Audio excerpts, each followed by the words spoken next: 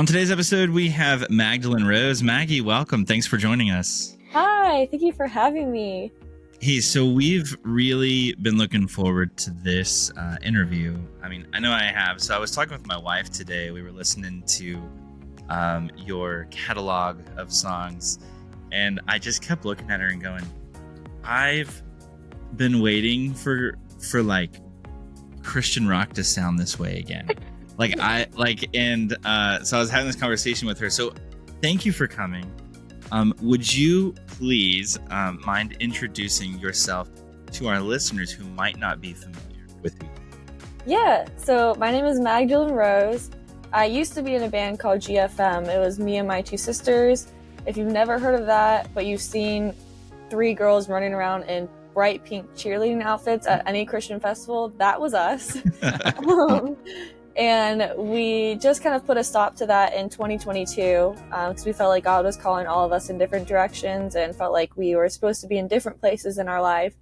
And so I still felt called to do music, and I had no idea what that even looked like on my own because I've never even done anything on my own. And so I immediately called Joseph Rojas from Seventh Day Slumber because he has a record label. He's done this for 20 plus years. And so I was like, hey, I have no idea what to do. I think this is where God needs me to be, but I don't know how to do any of that. And so they welcomed me into their home. I was dating Blaze at that time, and they helped me come up with the idea of doing a solo artist thing, which scared me to death because I never wanted to be a solo artist. Didn't want to have anything like that associated with me.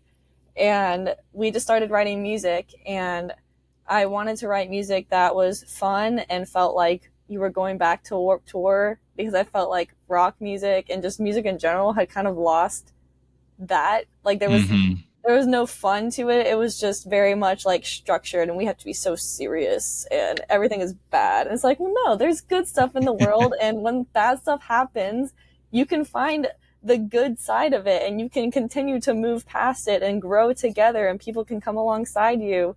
And there's a way to find good things when bad things are happening. And so I wanted to have that like positivity in my music. And so we started writing kind of like the pop punk with screaming in it. And I love screaming, and I know it makes some people uncomfortable, but I just love it. So yeah. I wanted to write some songs that leaned heavier into that. So we have some songs that are just all screamo, and like they're not like deathcore though. It's very much still like bouncy, and it feels like a pop song, but all of the vocals are screaming instead. And then we wanted to dive into the like, oh, I can sing, so let's see if I can just do a song with just singing. And so it's very much like a hodgepodge of all my different like current fixations, like, oh, I want to do this, oh, I want to do this, but it has like that common like heaviness throughout it. And it's very much just like early 2010s, like when Christian rock and metal was in its prime. And I wanted to bring that back because I was a literal child then and couldn't do anything. And so I was like, you know what? I'm going to bring it back because I want music to sound like this again. That's so cool because I was having that conversation like, man, this takes me back to like, I mean, not that there are definitely there are Christian rock bands that I enjoy, but it doesn't feel like it used to, like as far as kind of like that renaissance of Christian rock music. And, and by the way, that was a great descriptor of GFM. You're like, we're the ones in the pink tree. Like that was us at a Christian concert festival, because so many of our listeners that have been to Christian music festivals are going to go, oh yeah, those guys, I remember now. Okay. That's cool. I feel like people, they were either like, I have no idea who you are, but the second they saw the uniforms, they're like, wait, I think I have heard of you before. You are. So what's it like doing music without your siblings? It was scary at first, and I felt like my entire identity had been stripped away, and I had no idea who I was without not just GFM, but without my sisters. And normally we had my mom in the writing sessions, and then it was just me. And I was like, I don't have any good ideas. And I was so terrified. And luckily I was able to write with my husband now, Blaze, and Weston, who was the guitar player for Seventh Day Slumber, and they had always wanted to do a music project with me, but we didn't really know if that would have ever been possible because I was in GFM, and then God opened all these doors where we could just write music together. And they were very much like the support cushion I needed, because a lot of times I would go into the sessions and at first like not say anything, and then like I would text Blaze my ideas because I was too scared to even say anything, like in our little writing session with just me, Blaze, and Weston. And if I didn't like something, I just wouldn't say anything, and they'd be like, okay, let's come up with another idea, because they knew that I was too scared to say no, that's not a good idea. And so it was very weird, like just having to learn how to have confidence again and be confident in myself as a person. And I had to lean on God for a lot of that, because I was like, I don't think I can do this by myself. And I think it's going to turn into a prideful thing if it's just me. And like, I've had a problem with wanting to control everything in my life, and it was quickly turning into that again. And so Blaze and his parents and their entire family were very quickly like, you need to be leaning on God for that. And you're in this weird moment where you're trying to figure out who you are. You've never really had to have that in your life, because you've always had your family and a band, and that's all been your identity, and you never figured out who you were outside of any of that. And so God needs to be at the center of that. You need to know that your identity is that you are a child of Christ, and that's what makes you so important. And because everything else is going to fade away one day. It doesn't matter how good of a song you write, it doesn't matter how like nice you are to people, all of that is going to fade away one day. And hopefully you will be left with something of value, which is Jesus Christ, if you have him in your life. And that's the literally only thing that like kept me motivated through that and helped me understand like everything else is kind of like, it sounds so like depressing, everything else is pointless, but like that's in Ecclesiastes, right? Every like meaningless, everything is meaningless. Yeah, you start to understand like how little everything matters, and so then you're able to have so much more fun in life, and you're like, bro, why am I taking this so seriously? Like, I get to do music for my job. Why am I stressing? Like, it's the seasons of that are challenging like that, where you do have a lot of growth and God walks you through something difficult. But yeah, I feel like there's a song in what you were just sharing that could be written. I don't know. I'm just gonna throw it out there. I feel like, so we technically do have a complete album done. We have not, like, we're just starting to release more singles, and we're hoping to have everything out very soon. We just literally have not talked about release dates yet, other than Teeth Eater. And so, but there's a few songs written in there when we're literally like, it's the most chaotic thing ever. We're talking about the world ending, but we're like, it's okay because I have Jesus and it's fine. Like, the world can literally explode and I'm okay because I know God's got me. It's like the most obnoxious thing, but like, I love it because it really is. It's like, why am I freaking out? I know I have Jesus and I know he's going to work something out. It might not be what I want, but I know his desires are way better than anything I could ever think of. So why am I stressing? So you've married into the family, and they. So your husband, he's he the drummer for? He is the band? drumming for me. So he's did you get to do any of the trips for Winter Jam?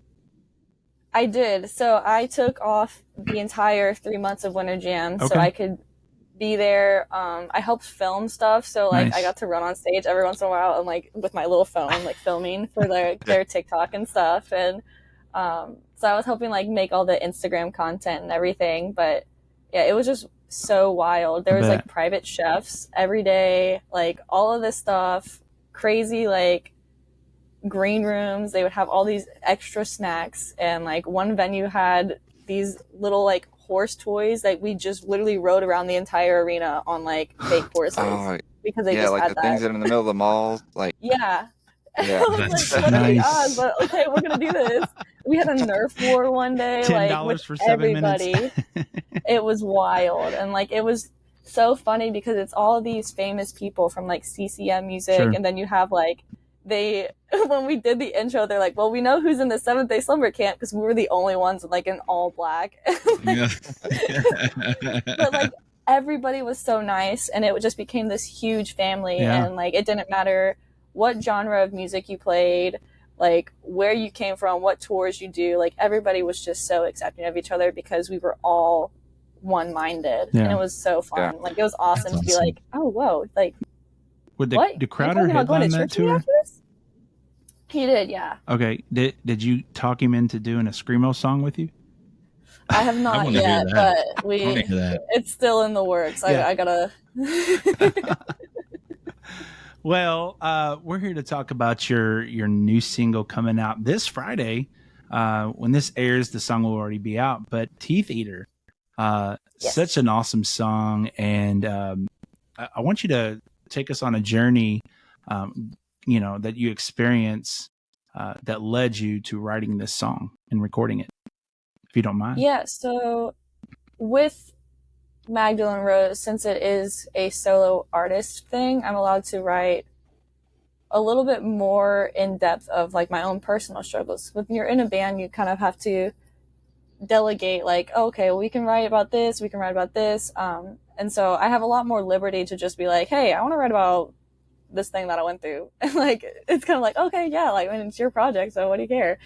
And so for a little bit, I felt like God was putting on my heart to talk about when I struggle with an eating disorder. And I had talked about it a few times in a couple interviews or posts that I made, but I never really, like, I just kind of like always brushed over it. It was like, yeah, I struggle with this. And then anyway, I did this now and I'm okay.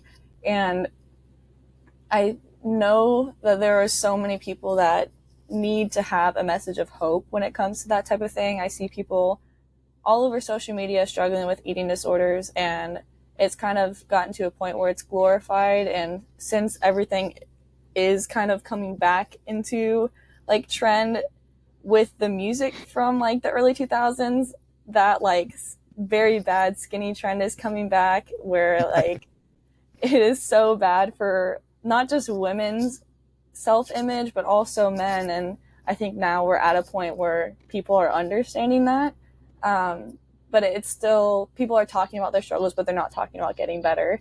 And so I wanted to write a song from my point of view, having overcome that and acknowledging that it's possible. And when I was around 17, I think is when it started, I had an eating disorder called anorexia, and I was literally starving myself because I felt like I needed to lose weight in order to feel beautiful. And I felt like my value was tied to a number on a scale or a size on my clothing tag. And I didn't really understand how severe it was, and like really what an eating disorder was. Like I knew like it's an eating disorder, but like nobody ever really talked about it. And I just kind of stopped eating.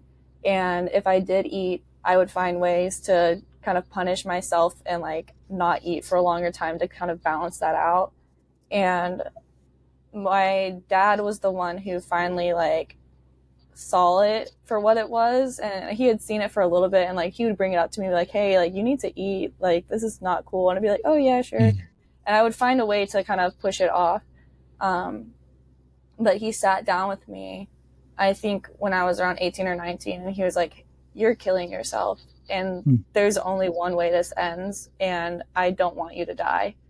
And it freaked me out because nobody had ever talked to me in like that extreme of a thing. And I was like, oh, what do you mean? Like, this is just, I'm just trying to look pretty. And he's like, that's not what this is. Like, you will die from not eating. And we kind of had talked about if I should go to one of those like rehabilitation centers for people with eating disorders. And I was so scared to do that. I did not want to do that at all. And so he made me promise that if we started working on it together and things didn't get better, that I would agree to go to some center like that. And I think at first that was literally the only thing pushing me to get better, because I was so scared of being like shipped off to some thing. Um, and I had no idea what any of that looked like. And I was very much in this little bubble of like, I only know my family. I don't want to leave any of that. And so that terrified me. And so we started to kind of just keep track every day, and he helped me like be on a food schedule, and I wasn't allowed to do anything that would be like workout related until I like reached a healthy weight. And then he would help me learn like how to eat in order to keep myself healthy, but not focus on the food and focus on not just eating for survival, but eating so like I could enjoy food again. Mm-hmm. And when I started to gain weight at first, it was really, really difficult because it felt like I was doing exactly the opposite of what my brain was telling me to do. Right. Yeah. And then when I started to gain weight and look normal again, I hated it because thought I looked so ugly. And I struggle with body dysmorphia and just my brain telling me that I don't even look like the person in the mirror, and like I didn't even recognize who that was, and that wasn't me. And I was talking with Blaze, who we weren't even dating at this time. He was just my friend, and I was just talking about how hard it was and how much I was struggling. And he asked me if I was praying about it, and I was like, not really, because I don't really think God cares about that. And he's like, why do you think God wouldn't care about that? If your earthly father cares about it, how much more do you think God cares about it and cares about you surviving and also like flourishing in life? He wants you to have this abundant life, and it's not just like not these earthly things that are going to give you, but he wants you to be healthy. He wants you to be able to live your life to the fullest for him, and you can't do that if you're staying sick. And so that he got me starting to think about like, do I actually want to get better, or am I just doing this so I don't have to go to some rehab center? Like, I'm just doing this to like appease my dad. Like, so I started praying to God because I realized that I was just more comfortable staying sick, and that had kind of become who I was. And I was the person who was sick and was working on getting better. And that was all of my identity. And I wanted to be able to get better, but I didn't want to have to go through the healing process. And so I started praying to God every single day. I was like, please just give me the want to get better, because I really don't want to right now. And I don't understand why this is so difficult. If you want me to be better, like, why are you not healing me instantly? And I would just fill up notebooks of prayers, just like crying to God, being like so frustrated with him, frustrated with myself, not understanding why I couldn't get better and get my brain to flip. And when I finally started understanding that like it wasn't just enough for me to be praying, I had to actually believe those prayers too, then I think that's when it started to actually be like, oh, okay, I am starting to heal. Because I was saying like, please heal me, God, please heal me, God, please heal me. But I was still holding on to everything.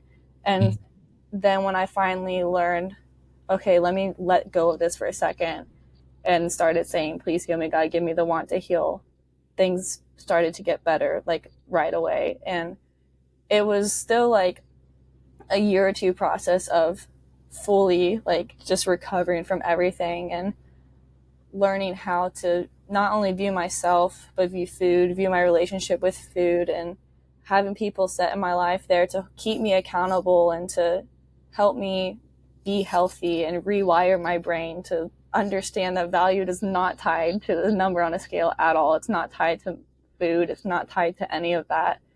And so when we wrote this song, I didn't want it to be another song about being sick, because that was what was holding me hostage for so long. And so I wanted to write a song that talked about it. Yes, this is what an eating disorder is, but please know, like, I was there and I'm healed from it now. And recovery is possible. Healing is possible. And Jesus thinks you're beautiful. People think you're beautiful, and your beauty is not tied to what the world says it's tied to. And it's important to heal because it is so necessary. And the problem is so severe, and we just don't talk about that part. And that was part of my problem. I didn't understand like how bad that things were getting because of the eating disorder. And we called it teeth eater because when you have eating disorders, your body starts to shut down and it starts to eat away at parts of you. And so a lot of times your teeth decay, and those are some of the first things to go.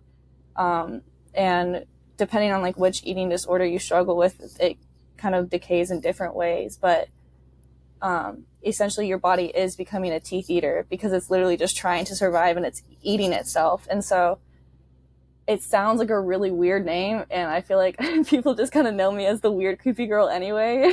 Like I was like, let's name it something weird, but it helps me talk about that now because people are like, I don't even know what that means. What is teeth eater? I'm like, well, let me tell you. Actually, I can tell them the entire story. And we've been playing it live now before it's released, and it's just been awesome to hear people's just connecting with it. And it is sad to hear that so many people are still struggling with it. But now we kind of have an army of people that are like, I want to get better too, or I struggle with this and I got better. So if I can talk to somebody, I want to talk to them too. And giving people voices with such like an icky topic has been awesome, because it's one of those things where, especially in the church, I feel like we don't talk about because it's like a weird thing to talk about. And when we don't talk about the weird things, they just get worse and people get sicker and they don't get the help that they need. And I was just kind of frustrated with there not being resources for that. And so I was like, you know what? I'm going to make my own resource. I'm going to talk about it, and I don't care who feels weird, because healing is happening and it needs to be like a thing. People need to know that there is hope and there is healing and recovery is possible, and it doesn't need to be swept under the rug anymore. Yeah, that's good. Now, Maggie, when you're writing a song like Teeth Eater, it's coming from a very personal spot, like a place in your life that means a lot to you. So like a song like this means a lot to you. Is that more difficult? Does that make songwriting, like putting that story to words for a song, is that more difficult because it's personal, or do you find that to be easier, that process? It kind of changes, because sometimes it feels like it's so easy to just have the like idea and it's like, okay, let's say this, let's say this, let's say this. But then when you get down to the specifics, it's like, okay, well, I want to make sure this comes across the perfect way.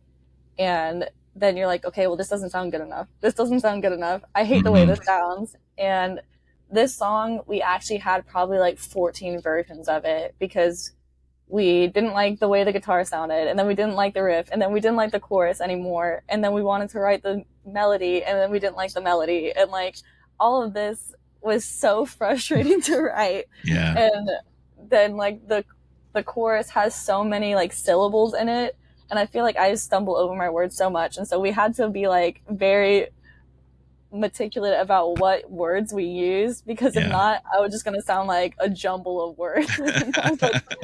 You're like, I know my limits. I know my limits. Exactly. I was like, I don't want to sound like one of those auctioneers up on the stage, just like singing a song. I'm like, so it definitely gets frustrating when it comes to like the details and like the very specifics. But I think big picture, like the story we want to tell is easier to get to, because I know what it feels like to go through something like that. But then writing it down in words is the difficult part. You're like, how do I take something that is so much to me in my life and my journey, and then put it into 4 minutes or 3 minutes? It's like, that's why I was asking that question, because I'm like, that has to be hard. Like, I just don't know how you do that. Because like, I look at those marking moments in my life, like those big things that happened that God brought me through, and I'm like, how would I tell somebody that in 3 minutes? You know, that's why I was asking that question. But actually, so about the song Teeth Eater, I was listening in my car today, and can we talk about the saxophone breakdown for a second? I want to know, because I'm listening to the song And I'm like rocking out. I'm like, okay, this is awesome. And then the most surprising and pleasant, like I was like, at first I heard it and I was like, wait a second, what? And I was like, did I skip songs? And I was like, no. And then it kept going, and I was like, this is awesome. So whose idea is It this? was Kenny G. Yeah, it was so awesome. So we had a breakdown there originally, and I said, scrap this, I want to put a saxophone there. And the guys thought I was joking, and they were laughing. I'm like, I'm being serious. I don't want to break down there. I want to put a saxophone song because I want people to be crying, and I want them to literally feel like their heart is exploding because they're so like happy, and Yeah, I want it to be emotional. And they're like, what are you talking about? We don't know anybody who plays saxophone. I was like, we're going to find somebody because I want a saxophone there. And so then, so weird, Ken, who plays bass for Seventh Day Slumber, got called to play bass for Kelly Clarkson for her Las Vegas residency. So he meets a saxophone player there who loves metal music. And so he calls us, gives us this information. So Kelly Clarkson's saxophone player is on our song. Nice. that's awesome. Has a little saxophone solo. And he was so down to do it because he loves metal stuff. He emailed us after, like, he sent us so many clips that we, like, have still, like, a whole folder of stuff that we couldn't use because he just sent us so much because he was so excited. And we're like, do you think that he would ever like play for us? And I want to say he said that if we were ever in his area, like he would be so down to jump on stage, which is like so wild to me because this man is literally playing for Kelly Clarkson on stage, and he's like, "Hey, yeah, I love your song. Let me play a saxophone solo on it." If you really She could come up and sing it with you too. Yeah, come on. I feel like I would just be like, "I'm done. I'm retiring. You can Here we go. now." Like, You take this. Yeah, especially like the way she like things with every other artist, and I'm like, you just smoked that song out of the water. Like that was, I don't know how you did that, but yeah, if she ever sang one of my songs, it's hers. Then it's not mine anymore. So I love it, and I'm looking forward to see what other instruments you can throw into some more rock songs. Like Banjo. I like the kazoo. I mean, there are things that I'm waiting to hear now. I didn't know I needed saxophone in rock music until I heard the song, and I'm like, I need saxophone in rock music.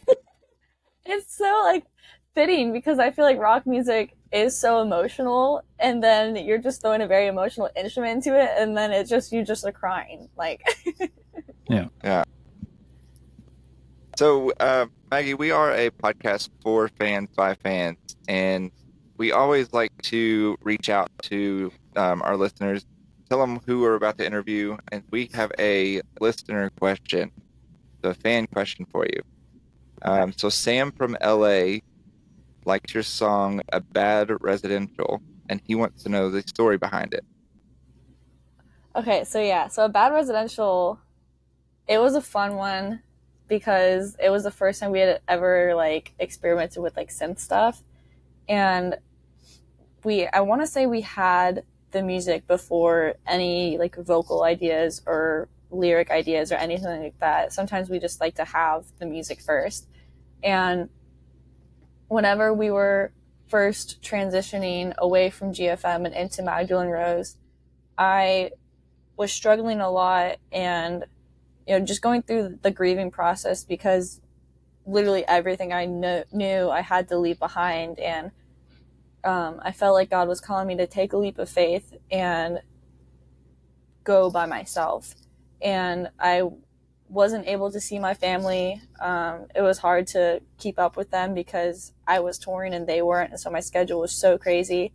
And whenever we did get home, we were only home for like a day or two. So I couldn't afford to fly home to Florida to see everybody.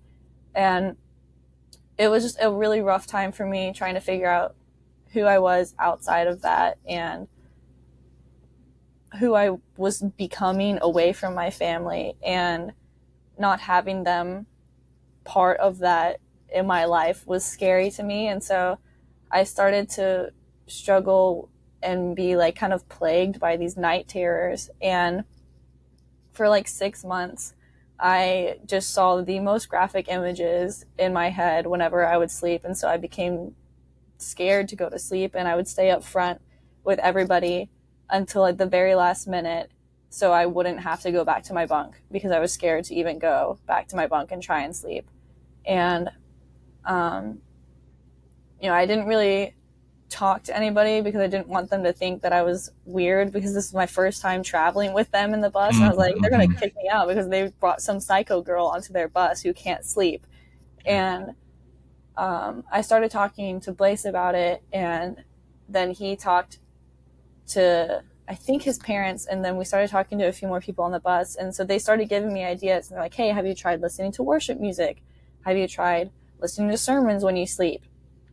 And so I would put worship music in my headphones, and I would put sermons in my headphones, and I would be able to sleep while those were playing. But the second that they stopped, I immediately had a night terror and woke up, and I knew that they had stopped because I either saw that my headphones had fallen off or my phone had died or the video had stopped. And I was becoming a very paranoid person. Like, I didn't sleep. I just wanted to play the show, talk to people, then go back to the bus as soon as possible. Like, I didn't want to hang out. And I was just very sleep deprived and just felt awful all the time. And I had a lady come to one of our shows who came to one of the very first Magdalene Rose shows ever. And so she had kind of found GFM right at the end. And she was still following the Magdalene Rose stuff because she liked it a lot. And I hadn't told anybody outside of the bus because I was like, I don't want anybody knowing this. This is weird. I don't know what's going on. And for some reason, I felt like God was telling me that it was okay to talk to her about it. And I just told her everything that had been happening, and that I literally wasn't sleeping, and that it was terrifying to try and even like think about going to sleep. And she said that she recently had been told by God that she was supposed to be a healer, and she didn't know what that meant. And she was scared because she had never done anything like that. But she's like, is it okay if I pray for you? Because that's the only thing I know how to do. And she said, it sounds like you are under some sort of demonic oppression, and it can't get to you because you're a sage, but it's trying everything it can to destroy you right now. And she's like, I feel like I just need to pray over you. And so she laid hands on me and she prayed over me. And I was like, God, I really hope that this works, because nothing else has so far. And it was kind of one of those things at the beginning where I was like, I know this is not going to do anything, but if you want to pray, like, go ahead. And the more she prayed, the more I was like, no, I need to believe this, because if God is going to do something, I need to have faith. And if she has faith, I can have faith that he's going to do something. And literally since she prayed over me, they have not happened ever again. And she prayed against demonic oppression, and she prayed against spirits of fear. Like, she was very specific in what she prayed over. And I literally like haven't struggled with it since then. And so it was just deliverance from that. And so when we wrote A Bad Residential, it was just literally about that time, about being like, seeing these terrible images, becoming this awful person, wanting something to take it away, because nothing I was doing was helping. And it felt like I was literally just like crawling my way through every day. And there was all these great things happening, and I couldn't enjoy any of them because I was just in pain every day. And there's some people that don't really like the imagery and the artwork, and they think it's very like, I don't know, they've called me, like, accused me of doing witchcraft and stuff because of it. And it's not a witch on there at all. Like, some people think it's a witch. I don't like putting witches on things, so it's not a witch. It's a plague doctor who is in the middle of the picture, and the whole house is supposed to be full of like very commonly known monsters, because it's like, this is the easiest way to describe what it was. My head was literally full of monsters. And then we also have a shirt with this giant werewolf over this house, and like, it's literally a bad residential.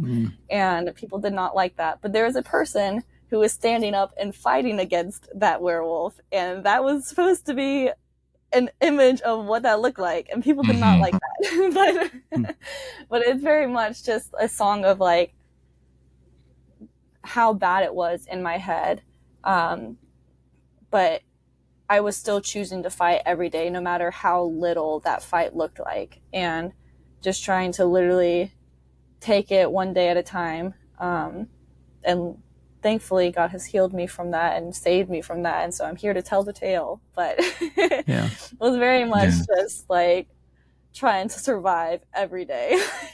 Yeah. No, hey, thank you for sharing that. Yeah, that's awesome. And yeah, thank you very much for sharing both those stories about both songs kind of going there. Yeah. And Maggie, keep making those designs and that artwork. Okay, like don't give up. You know, even if it leaves people shaking in their Baptist boots, like keep it going. Okay, they'll be fine. No worry. Werewolf never. You know, it's fine.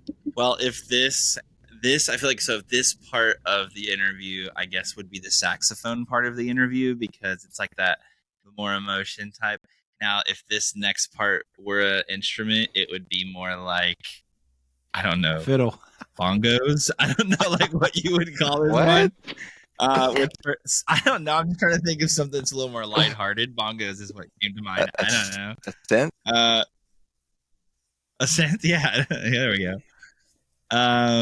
So with first time guests, now I'm like, I want bongos and rock music now. Okay.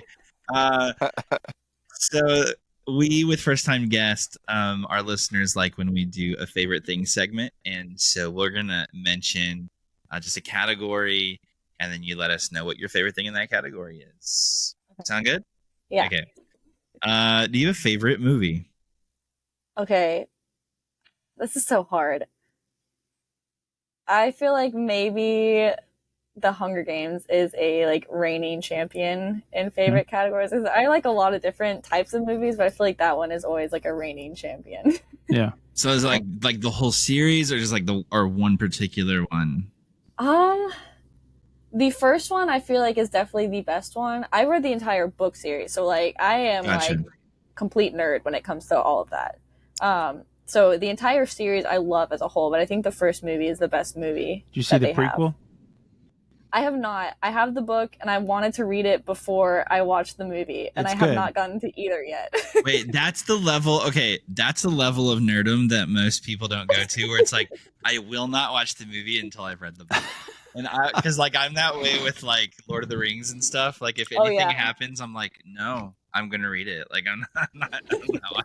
Yeah, like, so me and my brother Jesse, we both have kids, and I have like really little ones, and they re-released the Lord of the Rings just like 2 months ago in theaters.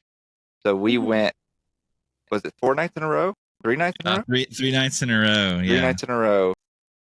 And they were extended edition, so they were like 4.5 hours each. So it was my goodness. 3 nights in a row, 4.5 hours every night. We left our wives and kids at the house and watched Lord of the Rings. And Jesse wore. So don't feel like a nerd. I was gonna say I had my elf ears on, word, so I love that. you are like, nerddom is welcome here. You're in a good spot. I feel I'm in a safe place. You're in a safe place. All right. Do you have a favorite show to binge? So we just finished watching The Rookie, and we binged that show so much, and I didn't understand how much I would fall in love with a cop show, because I feel like I am not very into like cops or firefighters or like any show around that. I did not think that I would like it, but Blaze's brother started watching. He's like, "You gotta watch the show. It's so good." I'm like, "Why would I watch that? Like, that's gonna be boring." And we started watching it, and like next thing I know, we're like 2 seasons in. I'm like, "We have to go again. Like, we have time for another one. Let's watch another one." So we are completely caught up with that. I think that's the only like modern show I've ever been caught up with while it's releasing. Yeah. So I feel like that one has probably been like most recently the show that I've binged the most. Do you have a favorite artist of all time? I don't know. That one's so hard because I feel like it always changes. Like the second I say, "Oh yeah, I like this person," then like 2 days later, I'm like, "I like this person more than that." So September 3rd, 2024. Who's your favorite as of right now? Then it can change next week. That's fine. It can change next week. Come on, that's too easy, Jacob. Safe answer. I don't know. I would say maybe I'm in like a Stan Atlantic era right now. They're very much like a punk rock stuff. They just put out an album like a week or two ago, and I will say I'm not like the biggest fan of that. But their album before, I found it in like that transitioning time into Magdalene Rose, and I feel like it has a sentimental place in my heart for sure, because it helped me find my voice again. I was like, you know what, I can be a woman and be like hardcore, right? I can do that. This girl does it, why can't I do it? Like, yeah, I can put a werewolf on a t-shirt. Come on. Yeah, I can be a strong woman. Like, do you have a dream duet, someone you would love to sing with? I think it would be so awesome to do a song with Lacey Sturm. She's the entire reason I started screaming in the first place. Whenever I want to say like 14 or 15, somebody told us that we sounded like a band called Flyleaf, and I was like, I don't know who that is. And so we went and looked it up after that show, and I was like, I don't know if I like this or not. I've never heard anything like this before, and it makes me feel weird. But for some reason I had to continue going back and listening to it because it was stuck in my head, and I just kept listening to the I'm So Sick song, and I was like, I kind of love this though. Like, I thought it was weird at first, but I kind of want to do it. And I just became obsessed with Flyleaf, and like they had already stopped performing together at that point. Yeah. Which now they're doing shows again, which is weird, but like awesome. And like my little 14-year-old heart really wants to go to one of those shows, but I haven't been able to. And so I think it would just be awesome to do a song with Lacey, because of like, it would just be full circle where it's like, oh my word, this is the entire reason. Oh, yeah. That's so cool. Now in the beginning, I was gonna say that I feel like the first two bands that you sound like me would be a Flyleaf meet old school Cobra Starship. Oh my goodness. That's what I was gonna say. So definitely, I can hear the Flyleaf influence. Now the saxophone kind of reminds us of Whitney Houston. So I mean, throw a little Whitney in there. You gotta have some of that in there. All right. So, do you have a favorite ice cream flavor? I love like chocolate with mix-ins. Like if it's got marshmallows in it, if it's got some sort of like caramel or chocolate sauce, throw in some M&Ms. Like, but it has to be like chocolate or like the red velvet flavors. It's just chocolate with red dye 40, and it makes me insane, but I love it. Essentially, yeah, like no joke. You are not lying. It's so true. They should just name the flavor that red dye 40. I don't care how crazy it makes me. You just made all the soccer moms out there. Yes, red dye's of the devil. I know, right? Yeah, you get the same people that are upset with you for the artwork. Come on, they're like that artwork, and she does red dye. Do you have a favorite podcast? I surprisingly am not a huge podcast person. I have found that I only really listen to them if Blaze listens to them, because I have a very short attention span, which is terrible. And I'm working on being better about that and being able to listen to somebody for a lot longer. So at the moment, I don't have one, but I am on the lookout for some, because I'm wanting to join the podcast world, and I don't know where to start. But hey, I can listen to Christian music, guys. I was going to say, you are in a good spot right here. You're in a good spot. Are you into Bigfoot or aliens? I love any type of cryptids. I love Oh. them. Go ahead, boys. Blurry Go ahead. creatures. You see this right here? The shirt that I'm wearing? Blurry creatures. Have you heard of them?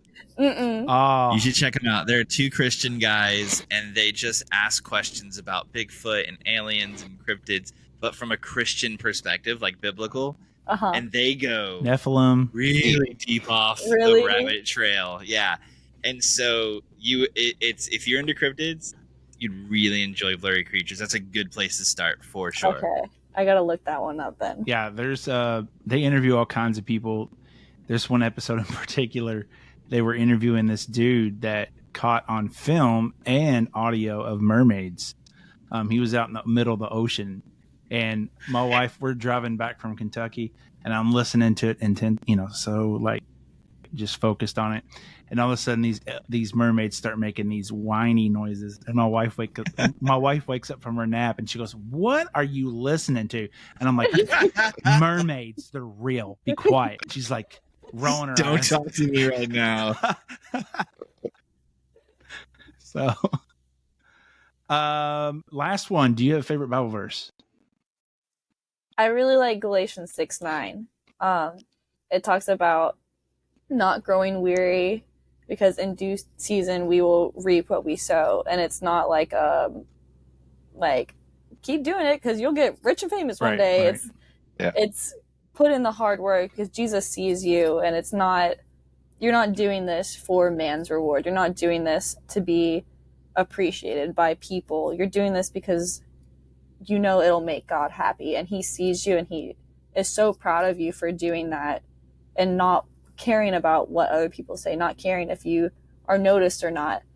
And you can't outgive God. He's going to take care of you. And the more you put in, the more you realize how much your desires are starting to become God's desires. And so you reap that because you're wanting what God wants. And so things in your life start to fall into place, not because of anything you're doing, but because God is putting them into place, and you're finally on the path that is bringing these things to you. And it helps me a lot, because there's been times where I feel like, oh, well, nobody's paying attention to what I'm doing. Like, nobody sees that I do this for people, and I'm doing this, and it's such a good thing, and nobody can see that. And it's like, well, no, just continue doing what you're doing.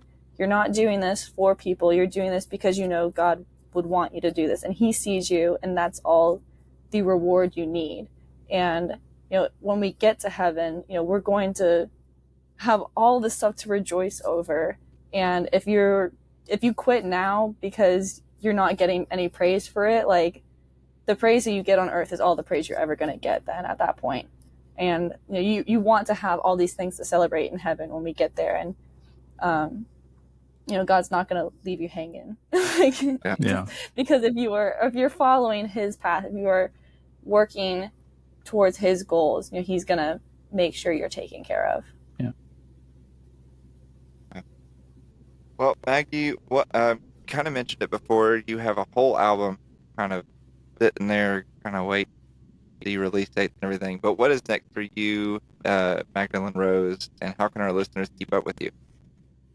Yeah, so I am about to be on tour with Seventh Day Slumber and Disciple. We are doing a big Christian rock anthems tour, which is so crazy because I never was able to be part of the City Rock Fest tours, and so this is sort of the resurgence of that. And they're going to be these big Christian rock tours, and that's so exciting to be part of those shows.